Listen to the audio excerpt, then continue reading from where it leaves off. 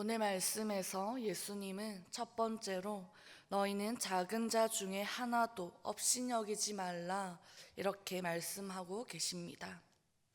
여기서 업신여기다라는 말을 사전적 의미로 본다면 교만한 마음을 교만한 마음으로 남을 내려다보고 또 그 남을 하찮게 여기는 그러한 자세를 바로 업신여기다 이렇게 표현합니다. 오늘 말씀 10절 가장 앞부분에 업신여기지 말라고 말씀하신 이 문장 가장 처음으로 삼가 이렇게 기록되어 있습니다. 특별히 삼가라고 이렇게 기록된 것은 예수님의 이 말씀을 반드시 잊지 말고 마음에 두어서 그것을 지켜 행하라 라고 특별히 더 당부하시며 말씀하신 것입니다.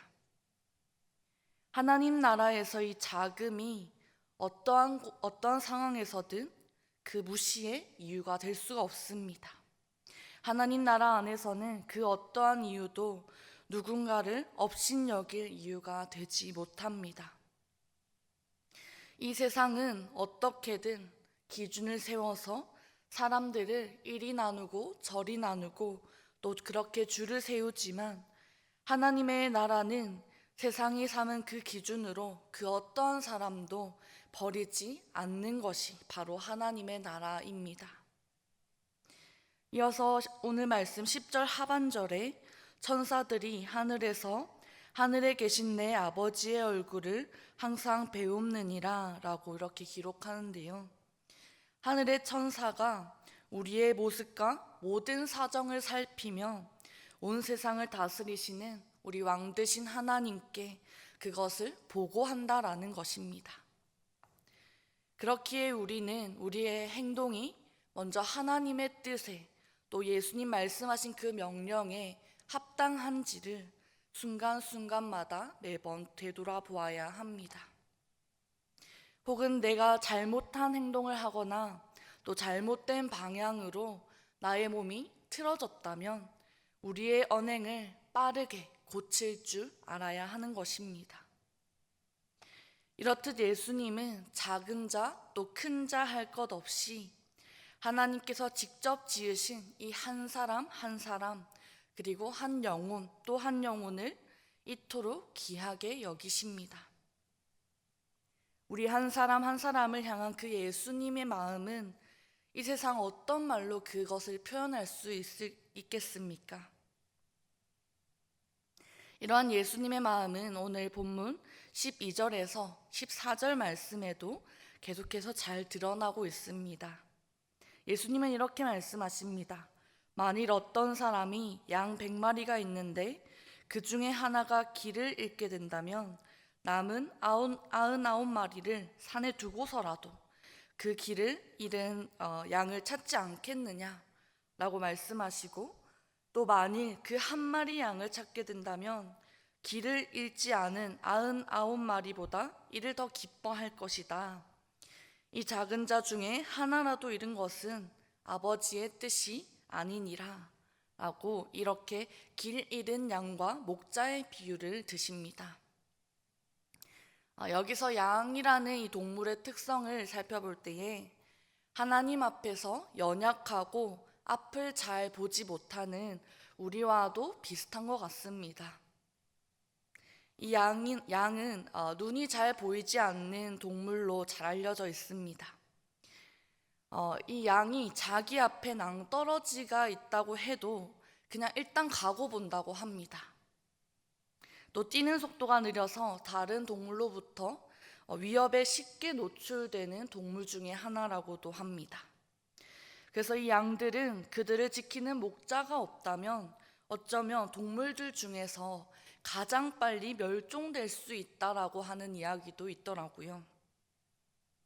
오늘 이 본문 말씀에 나오는 양과 그리고 목자의 비유를 이렇게 보시면 이 목자는 예수님이 작은 자를 귀하게 여기듯이 자신의 양 한 마리 한 마리를 아주 귀하고 소중하게 여기는 마음이 드러납니다.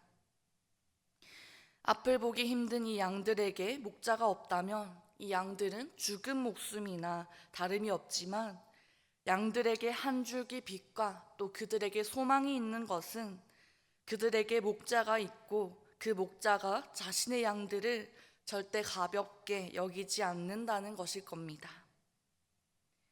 목자가 살피는 양들 중 한 마리라도 보이지 않는다면 그 목자는 불이 나게 그 한 마리의 양을 찾으러 갈 것이라는 겁니다. 우리를 향한 예수님의 마음도 이와 같습니다. 예수님께서 길을 잃지 않은 그 99마리의 양을 소중하게 생각하지 않아서 그들을 내버려 두시겠다라는 것이 아니라 그 99마리의 양들 모두 그 한 마리 한 마리를 너무나 소중하게 여기시기에 길 잃은 한 마리의 양을 반드시 찾으시고 그 한 마리를 찾았을 때 그 어떤 것보다 기뻐하실 것이다 라고 말씀하는 것입니다. 이것이 아버지 하나님의 뜻, 그리고 아버지 하나님의 마음, 예수님의 마음입니다. 우리가 하나님 나라의 그 울타리 안에 머무르지 않고 낭떠러지를 향해 그렇게 달려간다면 하나님은 너무나 안타까워하시며 그 한 영혼을 위해서 달려가십니다. 그리고 그 한 영혼이 다시 생명의 자리로 되돌아올 수 있도록 하나님은 우리 교회 공동체를 통하여서 그 영혼을 부르시고 계십니다. 혹시 양의 우리의 목자와 함께하는 이 양치기견, 개가 있다라는 것 아십니까? 이 양치기견을 목양견이라고 부른다고도 합니다. 이 양치기견들은 가장 먼저 양떼들을 목자가 가고자 하는 방향대로 뒤에서 이동시키고 유도하는 역할을 합니다. 흩어진 양들을 다시 모으고 양떼 뒤쪽에서 또 옆쪽에서 이렇게 역할을 합니다. 그리고 이 양떼들을 지키며 또 보호하는 역할을 하기도 한다고 합니다. 주위에 늑대나 또 들개들이 오지는 않는지 밤중에도 양떼 주변을 순찰하는 역할을 하는 것이 바로 이 양치기견입니다. 오늘 본문 말씀에서와 같이 예수님께서는 우리에게 작은 자 중에 하나라도 업신여기지 말라 말씀하셨습니다. 또 한 영혼 한 영혼을 사랑하시는 그 아버지의 마음을 오늘 이 새벽에 우리에게 가르쳐주고 계십니다. 그렇다면 이 예수님의 마음, 또 하나님의 마음을 아는 우리는 길 잃은 양이 되지 않고 또 목자와 함께하는 나머지 99마리의 그 양을 넘어서 우리는 이 울타리 속에 양치기견이 되는 우리가 되면 좋겠습니다. 우리들 중에 가장 작은 한 영혼이라도 우리가 가볍게 여기지 않고 업신여기지 않고 우리의 양떼들이 낭떠러지에 향하지 않도록 목자를 잘 따라갈 수 있도록 공동체의 뒤에서 그리고 우리 공동체의 옆에서 흩어진 양들을 모으는 예수님의 이 제자가 되는 우리가 되면 좋겠습니다. 이어서 본문 15절부터 또 다시 예수님께서는 말씀을 이어나가십니다. 어느 형제가 죄를 범했다 가정하면서 이를 처리하는 절차와 또 방법을 설명하고 계십니다. 옆에 있는 나의 형제가 범죄함을 본다면 그가 하나님 앞에 회개토록 하는 것이 우리 공동체의 진정한 사랑입니다.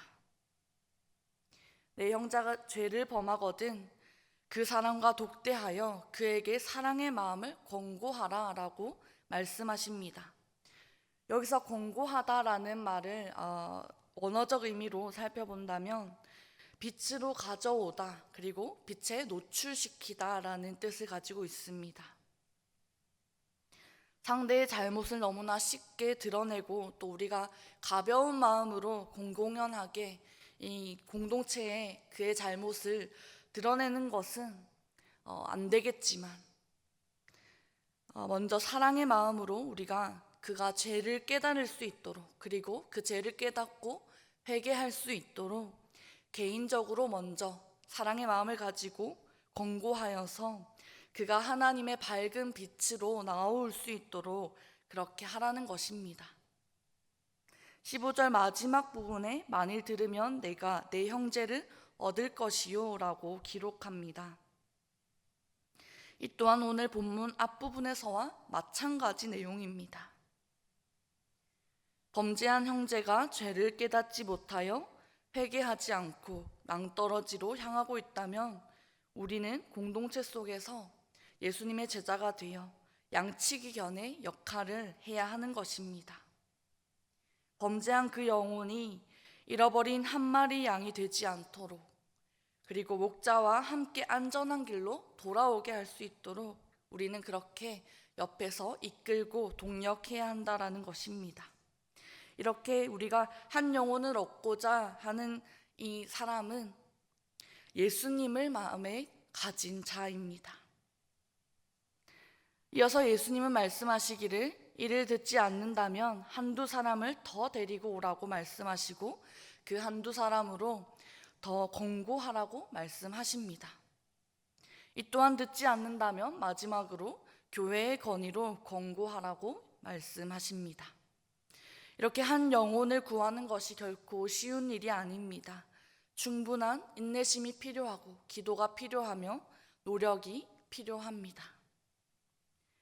그러나 이어서 17절 하반절에 범죄한 형제가 교회의 권고 또한 듣지 않는다면 그를 이방인과 세리와 같이 여기라 이렇게 말씀하십니다.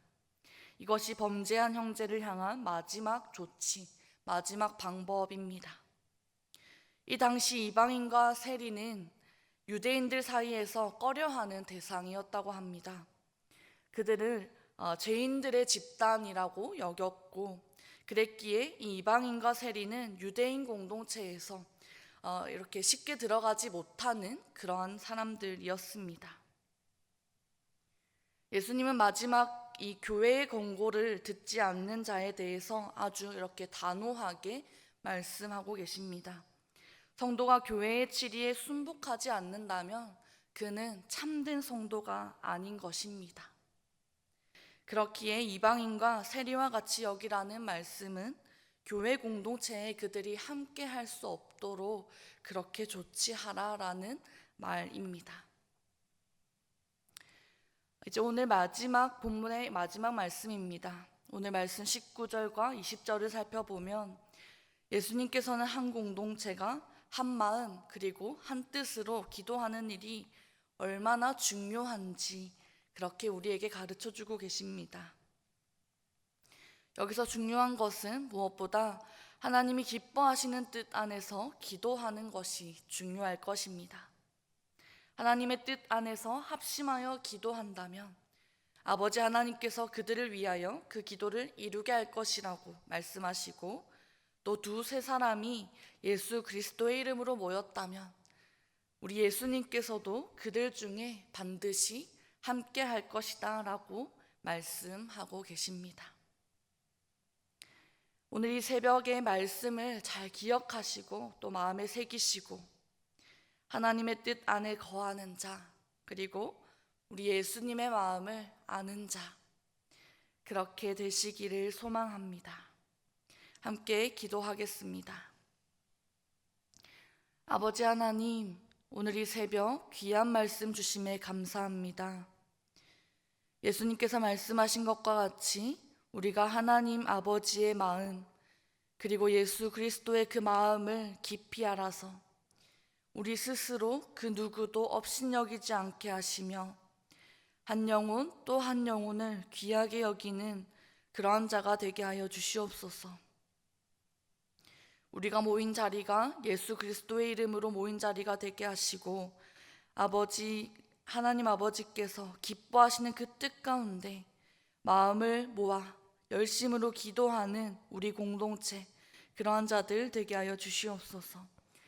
이 모든 것 예수님의 이름으로 기도드리며 주님 가르쳐 주신 기도 올려드립니다. 하늘에 계신 우리 아버지의 이름을 거룩하게 하시며 아버지의 나라가 오게 하시며 아버지의 뜻이 하늘에서와 같이 땅에서도 이루어지게 하소서. 오늘 우리에게 일용할 양식을 주시고 우리가 우리에게 잘못한 사람을 용서하여 준 것 같이 우리 죄를 용서하여 주시고 우리를 시험에 빠지지 않게 하시고 악에서 구하소서. 나라와 권능과 영광이 영원히 아버지의 것입니다. 아멘.